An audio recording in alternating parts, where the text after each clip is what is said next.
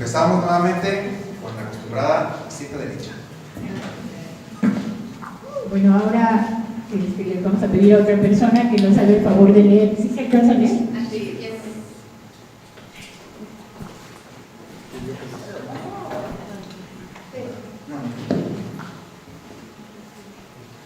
En el principio existía la palabra, y la palabra estaba con Dios, y la palabra era Dios. Ella estaba en el principio con Dios. Todo se hizo por ella, y sin ella no se hizo nada de cuanto existe. En ella estaba la vida, y la vida era la luz de los hombres, y la luz brilla en las tinieblas, y las tinieblas no la vencieron. La palabra era la luz verdadera que ilumina a todo hombre que viene a este mundo. En el mundo estaba y el mundo fue hecho por ella, y el mundo no la conoció.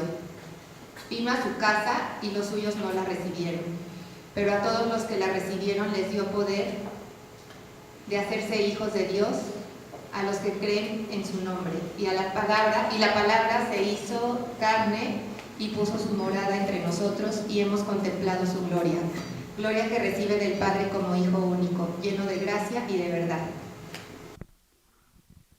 La segunda persona de la Trinidad, el Verbo de Dios, se irrumpe en la historia. Él que en este prólogo San Juan nos recuerda que este Verbo de Dios es la fuente de todo, es el que nos da la vida, de Él proviene la luz, Él nos da todo. Y esta palabra de Dios que se encarna, que irrumpe en nuestra historia, es la mejor manifestación del amor incondicional de Dios. Este amor único, misericordioso, Dios que es la fuente del amor, no quiere estar lejos de su criatura e irrumpe en la historia encarnándose en la persona de Jesús. Y esta persona de Jesús es la que nos lleva al Padre, es esta persona de Jesús la que nos comunica la luz, el que nos ilumina, el que nos permite sentirnos y ser realmente hijos de Dios, y por otro lado nos permite contemplar la gloria que Dios le da por ser el Hijo único. Realmente Jesús es para nosotros la luz, es realmente en Él que nos sentimos hijos en el Hijo.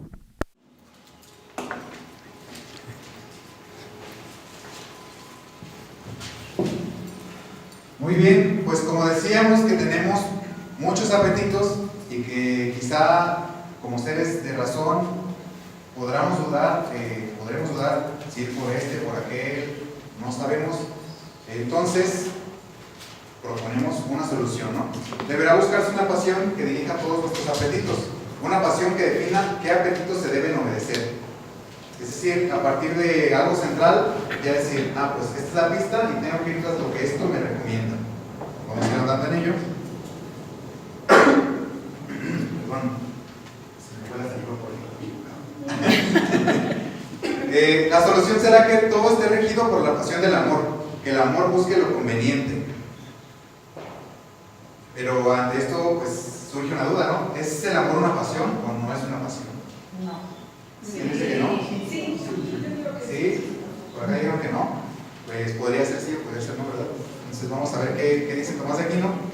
Esto dice Tomás de Aquino: consistiendo el amor en una mutación del apetito por el objeto apetecible, es evidente que el amor es una pasión. Esto lo dice, si no recuerdo mal, en la cuestión 26 de la prima secunda, el artículo 1, creo.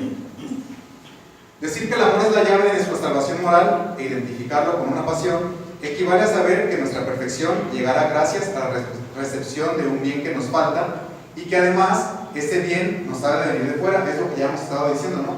Entonces, decir que el amor es una pasión significa decir que nosotros no podemos darnos amor solitos, sino que tenemos que esperar que alguien nos ame y que ese amor nos configure, y a partir de ese amor que nos está configurando, entonces sí decir, este apetito es bueno, este apetito quizá no es tan conveniente, este no es tan necesario, y a partir de eso saber qué apetitos son convenientes y sobre cuáles tenemos que ir. Esto implicaría dos cosas fundamentales que parecen ir en contra de la concepción actual de lo que es la felicidad y este tipo de cosas, ¿no? La primera es que alcanzar nuestra plenitud no es cuestión de esfuerzo, es decir, por más que nosotros digamos, tengo que ser feliz, tengo que hacer esto, voy a levantarme temprano, voy a hacer esto, voy a hacer miles de cosas, ¿no? Para que la gente me valore, para alcanzar los éxitos, para juntar dinero, para poder viajar, etcétera, etcétera, pues parece que desde el pensamiento de Tomás de Aquino la plenitud no implica nuestro propio esfuerzo, sino la disposición a padecer el amor de alguien que puede darnos esa plenitud. Es decir, estar abiertos a que alguien nos ame y con todo lo que implique, dejarnos amar y pues vivir intensamente esa pasión, dejarnos padecer eso, que al fin de cuentas pues podría salirnos de control, porque precisamente padecer es, ya lo habíamos dicho, ¿no? Perder algo y ganar algo, pero a veces eso implica pues perder el control y a veces no nos gusta no tener el control en nuestras manos, eso es algo delicado. La segunda implicación es que la vulnerabilidad no nos destruiría. A veces pues creemos que tenemos que mostrarnos fuertes, que nada nos intimida, no sé.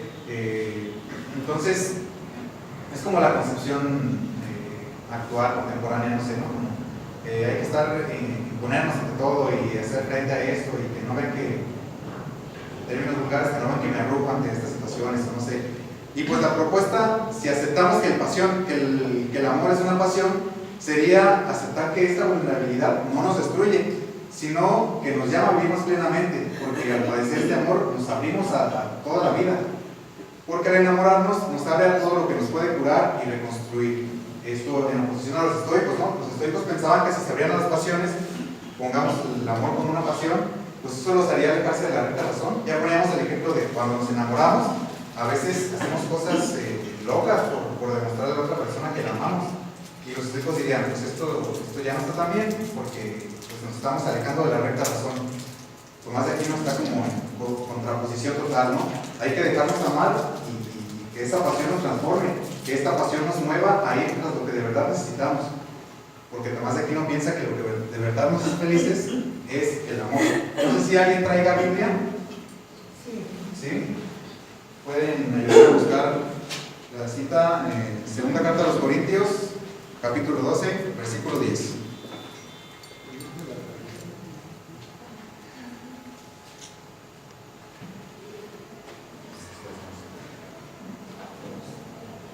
Por eso me complazco en mis flaquezas, en las injurias, en las necesidades, en las persecuciones y las angustias sufridas por Cristo. Pues cuando soy débil, entonces es cuando soy fuerte. Bien. Excelente, pues justo eso es lo que parecería proponernos Tomás de Aquino, ¿no? Ser débiles, es decir, mostrarnos vulnerables, atrevernos a padecer el amor, porque es entonces cuando de verdad somos fuertes. Es entonces cuando de verdad podemos ir tras los verdaderos apetitos que deseamos. Y esta va a ser una clave súper importante en la moral de Tomás de Aquino. Atrevernos a padecer el amor, aunque nos mostremos como débiles quizá. Porque en esta debilidad es donde radicará nuestra fuerza.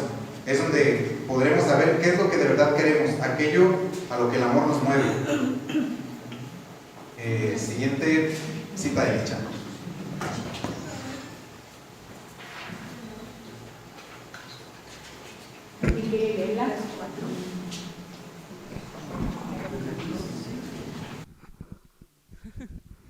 Jesús volvió a Galilea por la fuerza del Espíritu y su fama se extendió por la región.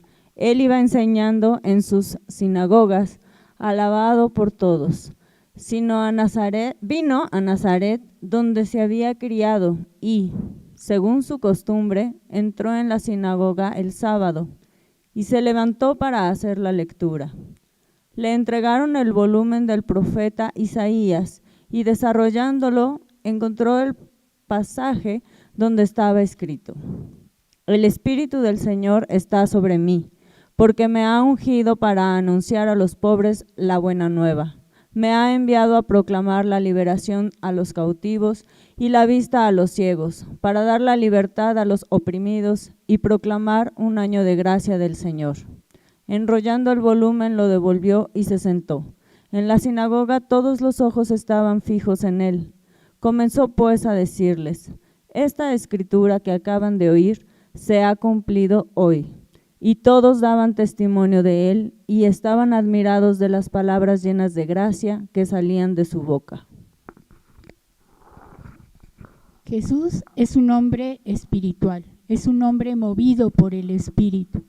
Y por eso, en este pasaje en el que Lucas nos muestra el inicio de su ministerio, nos habla de que Él es movido por el Espíritu, de que la pasión de Jesús por Dios lo hace que asuma el amor de Dios por sus criaturas.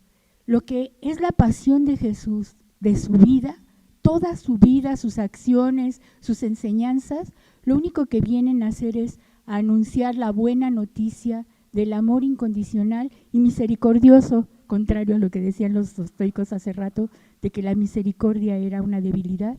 Dios se hace débil en Jesús.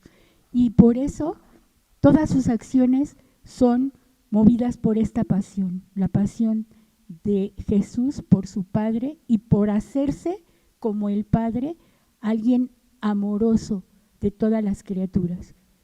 Y nosotros somos hombres y mujeres que nos dejamos mover por el Espíritu y eso hace que asumamos la vida del Evangelio. Licha, trae unas preguntas muy incisivas sobre él. Bueno, entonces comenzamos con quinto paso del itinerario, ya estamos casi por finalizar. Decíamos entonces que vamos a hacer del amor una pasión. Y les decía que esta es una de las claves fundamentales de la ética o la moral de Tomás de Aquino. Pues vamos a buscar que el motor de toda acción sea ese amor. Ya les adelanté, disculpen, todavía no sigue eso, pero ya se lo imaginaban ustedes. Dice Paul Badel, en lo que se refiere a la perfección, la intensidad se determina por la aproximación a un primer principio único. De manera que cuanto más cercana a él sea una cosa, tanto es más intensa. Aquí me acordé de San Agustín, no sé si recuerden que San Agustín tiene una frase muy famosa, ama y haz lo que quieras, ¿no? Pues aquí, pues cuanto más nos acercamos a Dios, somos mejores. Y quise puntualizar esto de San Agustín. Podría ser malentendida la frase de San Agustín, ¿no? De ama y haz lo que quieras, pues entonces yo amo a mi esposa y puedo ser un patán en la calle con los peatones, no sé. Yo amo a mis hermanos como Enrique y entonces en la escuela puedo ser un bravucón con mis compañeritos, no sé. Eso puede interpretarse malamente, decir ama y haz lo que quieras. Y el verdadero sentido de ama y haz lo que quieras es que San Agustín cree que, como todos nosotros creemos, que el verdadero amor es Dios. Entonces si tú amas, estás con Dios. Y si estás con Dios, pues puedes hacer lo que quieras, porque todo lo que salga va a ser bueno, porque Él es el que te va a impulsar a hacer eso. Entonces, esto es lo que queremos decir cuando decimos que el motor de toda acción deberá ser la pasión del amor. Atrevernos a padecer ese amor y que ese amor nos transforme. Y si dejamos que eso nos transforme, entonces sabremos ir sobre los apetitos que son realmente relevantes, sobre aquellos que nos hagan seguir creciendo en el amor. Para poder decir como San Agustín, pues amo y hago lo que quiero, porque a fin de cuentas el amor es el que me está mostrando el camino.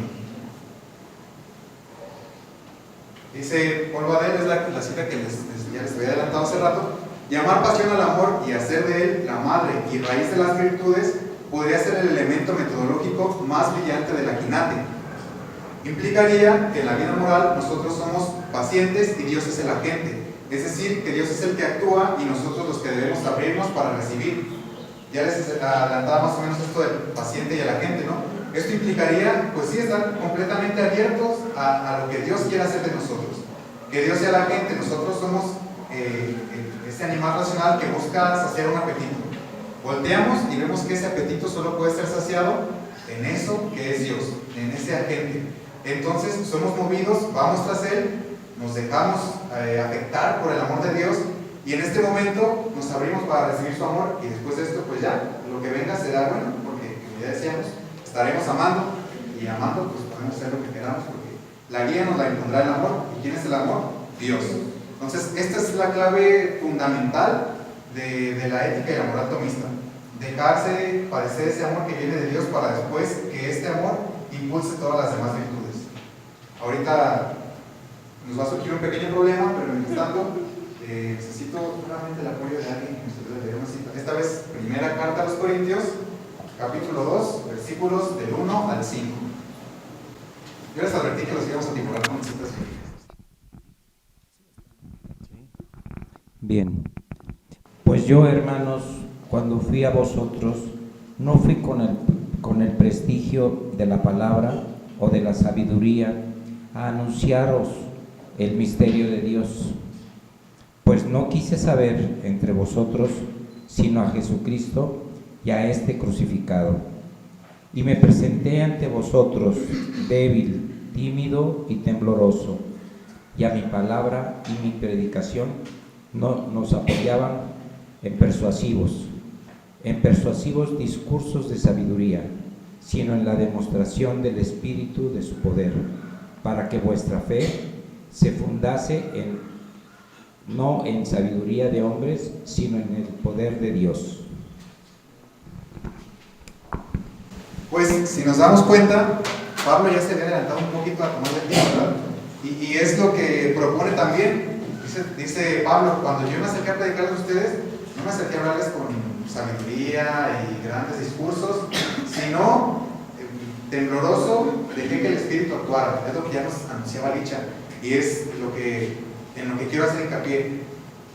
El motor de toda acción debe ser el amor, y eso implicaría que nos atrevamos a dejar que actúe Dios en nosotros, pase lo que pase, implique lo que implique. Suena muy difícil y a veces, como les digo, nos es difícil perder el control de la situación, pero es la propuesta de Tomás de Aquino: que la pasión del amor sea la que mueva todas las virtudes, que nos hagamos débiles para parecer fuertes. Por eso la esencia de la vida moral es la curación de la indigencia por medio del único amor capaz de planificar todas las cosas. Así, la vida moral consiste en sufrir o padecer a Dios, permitir que el amor que cura y reconstruye actúe en nosotros, lo que ya hemos venido diciendo.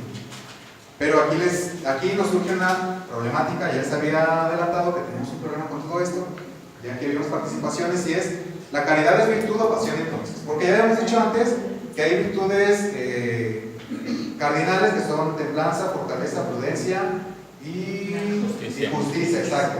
Y también hemos dicho que hay virtudes teologales, que son fe, esperanza, caridad o amor. Entonces, pues decimos que la caridad o el amor es una virtud, pero también decimos que es una pasión. Entonces, ¿qué es? Pues esta es una problemática. Esto dice Aristóteles en la Ética Nicomaquea. Finalmente, lo que respecta a las pasiones, está distinguiendo, los pongo en contexto. Aristóteles está diciendo, bueno, ¿cuál es la naturaleza de la virtud? Podría ser una pasión, podría ser una facultad, o podría ser un modo de ser, para la redundancia. Y esto es lo que concluye, ¿no? Finalmente, por lo que respecta a las pasiones, se dice que nos mueven, pero en cuanto a las virtudes y vicios, se dice no que nos mueven, sino que nos disponen de cierta manera. Entonces, para Aristóteles, la virtud termina siendo un modo de ser y no una pasión. Pero Tomás de Aquino, ya vimos que para él el amor sí es una pasión, y entonces Tomás de Aquino dice, pues es una pasión y es una virtud también. No hay ningún problema con eso. Solo hay que hacer un pequeño apunte. La caridad no sigue el modelo de la virtud en el que solemos pensar. Acá abajo le puse: la caridad es una actividad por su actividad como virtud, es en esencia la apertura. Es decir, el modelo de virtud que solemos tener, ya decía Aristóteles, es un modo de ser. Este modo de ser me hará adquirir ciertas cualidades, me hará ir tras estas cosas. Es algo que sí está en nuestro control. Y dice Tomás de Aquino, sí es, la pasión sí es una virtud, pero no es como solemos pensar el resto de las virtudes. Dice, no sigue el modelo de virtud en el que solemos pensar, pero es virtud en tanto que su función es abrirnos más confiadamente a Dios. Es decir, el papel de la virtud o su trabajo, aunque parezca curioso, será abrirnos para poder padecer ese amor. Entonces, por eso la caridad es tanto pasión como virtud. Es virtud porque nos permite abrirnos, nos da eso que necesitamos, ese modo de ser que es necesario para estar abiertos ¿a qué? A recibir esa pasión, que es el mismo amor. Entonces, así lo resuelve Tomás de Aquino. La caridad o el amor es tanto pasión como es virtud. Virtud porque nos permite alcanzar esto, pero lo que nos permite alcanzar en realidad no nos permite alcanzarlo, sino más bien nos dispone para que eso nos haga padecer. Para comprender el significado de las virtudes, no podemos separarlas de las pasiones, ya más o menos lo que Alejandro comentaba, ya que la propia pasión de la virtud y del afecto, ya que es la propia pasión de la virtud y del afecto la que les da sentido. Las virtudes son principalmente estrategias del amor. Este es como, para mí, el punto clave, porque cada una de ellas expresa de un modo peculiar el amor originario. Esto cita textual de Barbadel, el comentarista que nos ha estado guiando, y es lo que les comentaba. En este sentido, todas las virtudes, para Tomás de Aquino, están movidas por el amor. El amor es como la madre de todo, y a través de esto ya se desprende todo lo demás. En este sentido, crecer en la virtud de la caridad es crecer en dependencia divina, hacernos cada vez más dependientes del amor de Dios. Y bueno, vuelvo a repetir, dejar que esto nos mueva, permitir que Dios actúe cada vez más en nosotros, abandonar los modos de resistir a Dios e ir ampliando las posibilidades de recepción. Aquí es donde se juntan como la pasión y la virtud, ¿no? Ir ampliando cada vez más esas posibilidades para poder padecerlo y a partir de ahí movernos hacia las demás virtudes. Y entonces, sí, estamos en oscura, esta cita de dicha. Está mejor la de hoy.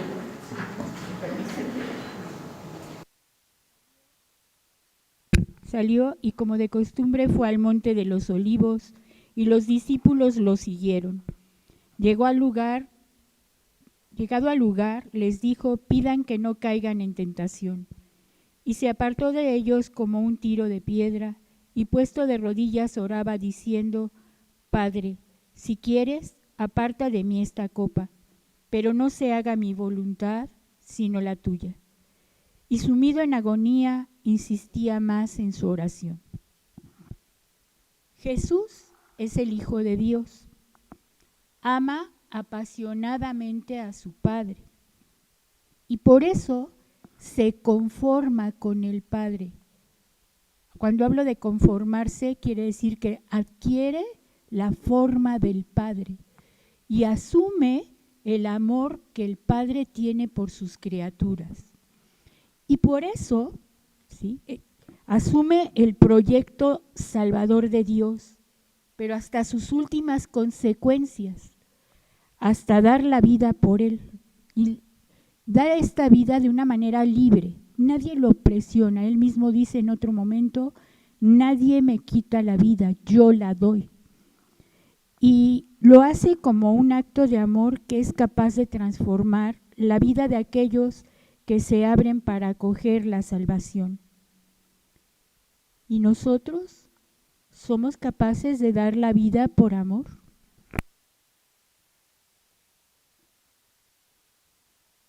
Entonces, hicimos del amor una pasión y hicimos que esa pasión sea el centro de todas las virtudes, o sea, a partir de esta movernos a lo demás. Pero, ¿hasta qué punto es bueno dejarnos padecer ese amor? Ya decíamos al principio, ¿no? Quizá para Aristóteles podría haber dicho que justo medio, porque de hecho una de las definiciones que maneja Aristóteles de virtud es como el justo medio entre el exceso y el defecto.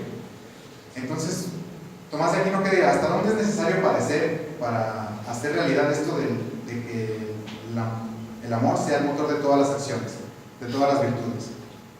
Decimos que el amor nos transforma y nos transfigura, nos hacemos un poco a la forma de lo apetecido, ¿no? Recordando el ejemplo de los padres, el sushi que les contaba, nos hacemos un poco a la forma de lo otro, de lo apetecido, y nos complacemos en lo apetecido. Entonces el amor nos transforma. Amar a Dios según la caridad significa que cedemos parte de nuestro control justo en el punto más clave, porque supone perder el gobierno de nuestro ser. Es lo que ya les decía. ¿Padecer hasta dónde?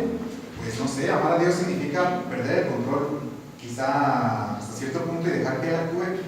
Nuevamente cito a Pablo, ser débiles para entonces ser fuertes. Entonces, amar hasta dónde.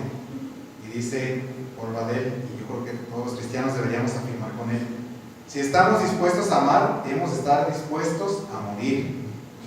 Si recuerdan, muchos de los pasajes, se me hace que me estoy adelantando. Bueno, voy a adelantarme un poco. Muchos de los pasajes que nos narran la resurrección del Señor, por ejemplo, los discípulos de Maús, o cuando se lo encuentran en la pesca milagrosa, al principio los discípulos no reconocen a Jesús, porque al parecer algo cambió en él, no sé qué, y Jesús está resucitado. Entonces la resurrección quizá implica cierto cambio, y quizá nosotros tenemos que padecer hasta ese punto de morir como Jesús, no en la cruz, no así como él, pero morir a nosotros mismos, morir a nuestra propia voluntad, a nuestros propios apetitos, y atrevernos a escuchar los apetitos que Dios nos dice que sigamos, a escuchar, a seguir el camino que Dios nos dice que sigamos, porque entonces resucitaremos, y no resucitaremos iguales que como éramos, resucitaremos distintos, a lo mejor desconocidos, porque el amor nos transforma y nos transfigura. Quizá hay que amar hasta ese extremo, hasta estar dispuestos a morir a nuestros propios caprichos, a nuestras propias necesidades, a nuestros propios apetitos, y después de eso resucitar con el Señor, y que su amor sea el que nos mueva a todo lo demás. Quizá estaremos irreconocibles, no sé, pero es porque, le diría al apóstol, ya no vivo yo, sí, es Cristo que vive en mí. Entonces, nuevamente repaso. Bueno, con esto terminamos los 6 puntos que nos propusimos. Todavía falta la conclusión, así que no se desanimen, todavía me tiene un ratito más. Entonces, repaso súper rápido. No hemos sido creados en solitario, y esto implica que dependemos de cosas que nos vienen de fuera. Entonces, cuando algo nos viene de fuera, eso apetecido nos cambia, nos transforma, nos está en constante cambio y movimiento interior, nos reconfigura. Pero no apetecemos solo una cosa, apetecemos muchas cosas. Entonces, ¿cómo decidir tras qué apetitos ir? Bueno, pues es la clave de Tomás: hacer del amor una pasión, padecerlo totalmente, de manera que sea Dios quien actúe en nosotros, y después de esto hacer de este amor la acción de todas nuestras decisiones, de todos nuestros apetitos, de todas las virtudes. Entonces, movernos a partir del amor. Citábamos a Agustino: amar y haz lo que quieras, porque si amas, es Dios el que actúa en ti. Y por último, pues sí, hacemos del amor nuestro principal motor y todo, pero ¿hasta qué punto está bien hacer eso? Pues diría Santo Tomás, yo creo que, les repito, yo creo que cualquier cristiano: amar hasta la muerte, es decir, hasta morir a nuestros propios caprichos y deseos, para ser capaces de resucitar a Dios, al amor pleno. Y ahora alguien que me ayude a leer las preguntas del inicio, que las tengan anotadas, que me ayude a leerlas nomás. Yo medio las contesto. ¿Qué es la pasión? ¿Qué es la pasión? Ya decíamos lo que se dice de padecer, ¿no? Es, pues sí, sufrir algo. La segunda, ¿Qué es la cosa? ¿qué es qué, perdón? Las pasiones. ¿Qué indican las pasiones de la naturaleza humana? ¿Que ustedes qué creen más o menos? Pues, que estamos incompletos, que necesitamos algo que nos complemente, que estamos necesitados de cosas y pues tenemos que ir tras ello. Eso indican las pasiones. La siguiente. ¿Cómo se perfeccionan las pasiones? ¿Cómo se perfeccionan las pasiones? Poniendo en el centro al amor como principal pasión, y a través de esta pasión ir por todo lo demás. Esa es la respuesta. Y la última, o no así, la última. ¿Por qué el amor tiene tanta importancia? ¿Por qué el amor tiene tanta importancia? Pues es más o menos lo mismo, ¿no? Porque el amor debe ser el que rija el resto de las pasiones y de los apetitos. Bueno, y si ahora sí la última, sí es condena a salvación, ¿no? Ya no sé ni cuál micrófono, ¿verdad? Ahí está el paralelismo. Ya decía, por bueno, todos estuvieron cerca de la pista, si no es que lo hicieron ya completamente el trabajo. Pero, pues, como tengo que hablar hasta las 2, pues... No es cierto. Decía la última participación, fueron un hilo conductor. Y esa, claro que había una conexión. Cada frase de dicha me sirvió de introducción a mí. Y estábamos tratando más o menos el mismo tema. Pero aparte de eso, había un hilo conductor, como bien decían allá, y un hilo conductor que iba en paralelo. Aquí están las citas, ya les pasaré las diapositivas, pero nuestra conclusión es que las pasiones son una oportunidad de salvación, porque nos recuerdan que el Señor nos hizo incompletos y dependientes de toda su creación. Nos recuerdan que no somos perfectos, pero que podemos serlo a través de Él, es decir, padeciendo su amor. Nos recuerdan que estamos llenos de apetitos, pero que encaminados por el amor, estos pueden convertirse en virtudes. Nos recuerdan que nuestras debilidades se pueden convertir en fortalezas a través de Él.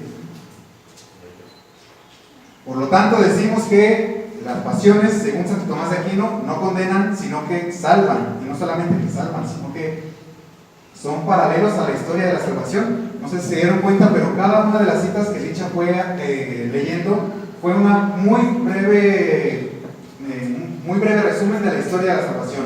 Fuimos creados, Dios nos sale al encuentro con Moisés, nos alejamos de él, el rey Salomón se aleja de él, pero también muchos de los profetas en el Antiguo Testamento anunciaron que nos estábamos alejando del camino del Señor. Y esto es cuando nosotros queremos. Ahí vamos en paralelos. Nuestras pasiones nos recuerdan la historia de la salvación. En un cuarto momento asumimos el amor como pasión y este amor se hace carne. Dios se encarna para decirnos otra vez: vas por el camino equivocado, acuérdate que el amor es lo bueno.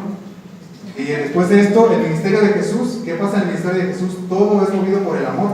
Nosotros proponemos el amor como motor de todas las acciones. Entonces sigue yendo en paralelo la historia de la salvación y cómo nosotros vivimos las pasiones. El sexto, morimos, pero no solo morimos, resucitamos con el Señor. Entonces creemos que la salvación definitiva, la historia de la salvación, va junto con cómo nosotros vivimos las pasiones. El camino que hemos recorrido para comprender las pasiones parece desarrollarse en vía paralela, claro, a una muy pequeña escala, a la historia de la salvación. Dios nos crea, sale al encuentro y nos transforma con su amor. Sin embargo, muchas veces elegimos otros caminos. Se hace todavía más cercano a nosotros, o sea, Dios se encarna y nos muestra su amor al extremo de entregar la vida por nosotros. Muere y resucita para darnos la vida eterna, la salvación definitiva. Y aquí más o menos hablamos primero de la creación, y ya decían por ahí, también nosotros hablamos de que hemos sido creados incompletos. Posteriormente hablamos de que Dios nos da el encuentro, hablamos del Éxodo y nosotros hablamos de cómo el amor nos transforma. Si asumimos que somos dependientes de algo, asumimos también que ese algo nos transforma cuando nos abrimos a eso, así como Dios transforma al pueblo de Israel cuando lo libera. Después el rey Salomón se aparta, acepta el culto a otros dioses y no sabe a qué apetito seguir, igual que nosotros a veces no sabemos qué apetito seguir, pero Dios se encarna. Entonces, si nosotros hacemos de la pasión del amor, sabemos que el amor es el que tiene que regir todas nuestras acciones. Por último, en esa encarnación, Dios nos muestra que el amor debe ser el motor de todas las acciones, que hasta tal grado de padecer en la cruz y de morir. Pero la historia no acaba con la muerte, sino con la resurrección. Y eso nos pasa a nosotros si nos atrevemos a amar hasta el extremo, igual que el Señor. Podemos padecer y podemos morir, pero como dice Pablo, nos hacemos débiles y morimos, pero entonces cuando somos fuertes, porque es el Señor el que nos mueve. Entonces creemos nosotros que todo este camino de las pasiones es paralelo a la historia de la salvación. Y por eso concluimos que en efecto las pasiones no condenan, sino que salvan, porque incluso dentro de nosotros mismos nos recuerdan la historia de la salvación y nos recuerdan todo lo que ha hecho Dios para que alcancemos esa salvación. Y por último, para concluir, traigo aquí un apuntito, me da mucha pena. Bueno, este es el momento en que les digo que aquí está la libretita a la que se refiere Enrique. Aquí hago los apuntes y les voy a contar cómo llegó esta libretita a mí. Me la regalaron, pero ya. No es cierto. ¿Cómo he acostumbrado a traer libretas? Pues fíjense que entre las cosas curiosas de mí, si cabe la palabra curiosas, es que me gusta mucho el rap.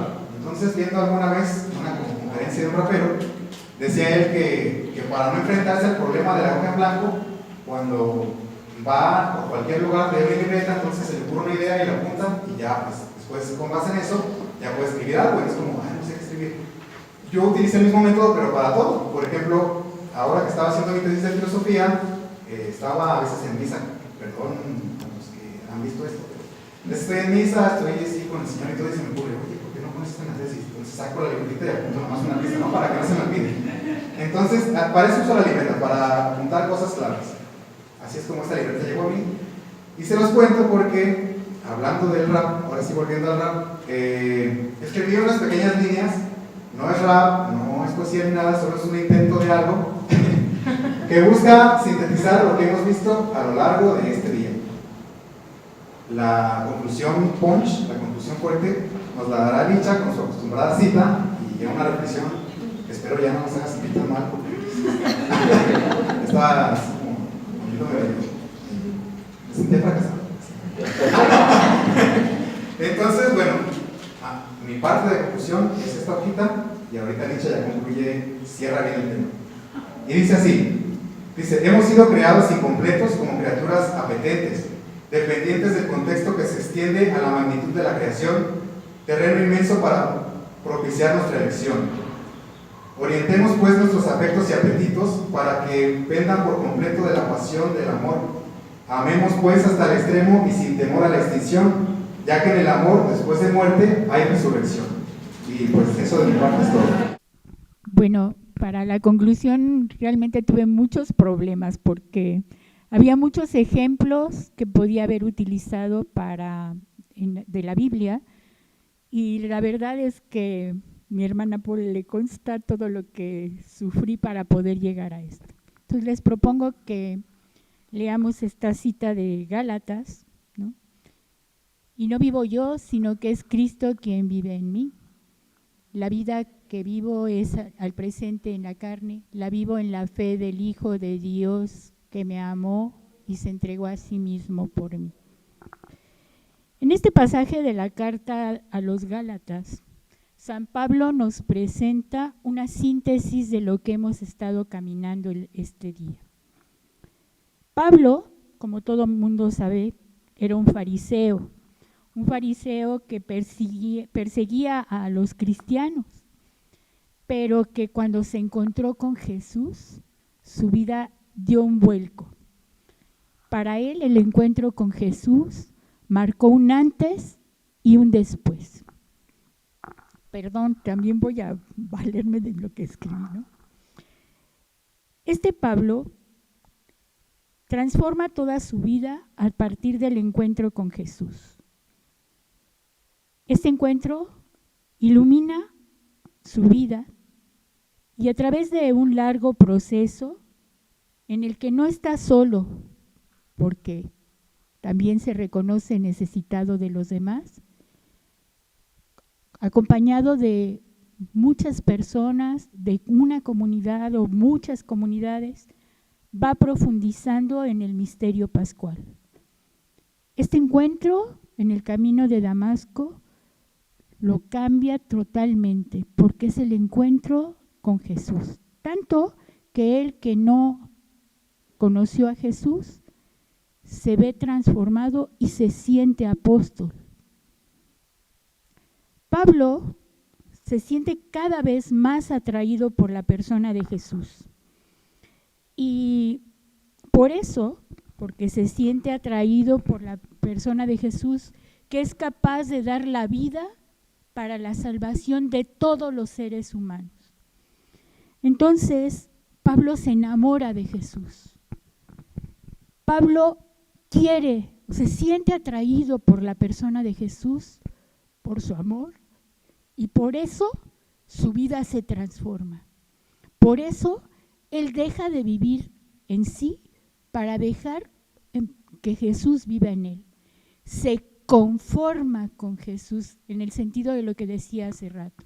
Se quiere hacer uno como él y quiere asumir el mismo amor que Jesús tiene por todas las criaturas. Y por eso no puede quedarse callado y tiene que transmitir ese amor a todos los demás. Por eso se vuelve el apóstol de los gentiles. Por eso no puede callar esta experiencia que lo transforma y que quiere que los demás vivan también. Pablo es un apasionado, pero apasionado por Jesús, por el Dios que descubre en Jesús. Y por eso Pablo deja de ser él para dejar que Jesús viva en él. Y eso es lo que viene escrito aquí. Eso es lo que dice, todas sus cartas de alguna manera nos lo dicen, pero en esta carta a los Gálatas, Pablo dice, ya no soy yo, ya es Cristo el que vive en mí, ya no me importa quién fui. Renuncio a toda mi autosuficiencia, renuncio a todo aquello en lo que yo creía para transformarme en la persona de aquel a quien amo. Y por eso se abre a la acción del Espíritu y por esto Dios puede actuar en Pablo y a través de Pablo llega a nosotros. Mi pregunta ahora, para variar y no perder la costumbre, es: ¿y nosotros somos capaces de dejarnos transformar? Realmente nuestro encuentro con Dios ha sido un encuentro tan profundo que ahora yo soy capaz de renunciar a mí misma, de renunciar a mí mismo, para que ahora sea Dios el que actúe en mí. ¿Realmente dejo que Dios viva en mí? ¿Realmente asumo los valores del Evangelio y los demás son capaces de descubrir en mí este Espíritu de Dios que me mueve? ¿Realmente estoy demostrando lo que es el amor de mi vida? ¿Lo que es la pasión que mueve todos mis actos? Como lo hizo en Pablo y como lo hizo en muchísimos que se han dejado mover, como lo hizo nuestro Padre Domingo. ¿Somos capaces de dejarnos transformar? Realmente para nosotros esta caridad es padecer el amor de Dios y por lo tanto de abrirnos a la acción del Espíritu. Si no, tenemos un buen reto para esta Cuaresma. Que la Cuaresma nos permitamos nosotros dejar que Dios actúe en nosotros. Que nos abramos a su infinito amor y que eso nos lleve a la Pascua, transformados en Cristo para el mundo.